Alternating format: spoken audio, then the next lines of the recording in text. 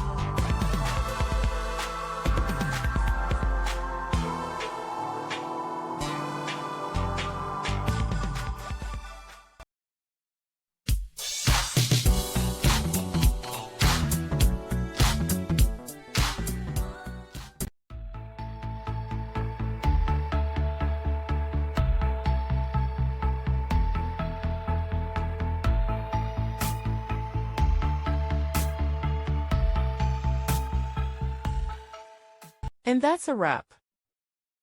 I hope you found the answer you were looking for. If you did, take a second to hit that subscribe button. It really helps out. And let me know in the comments which solution worked best for you. See you next time in the debug zone.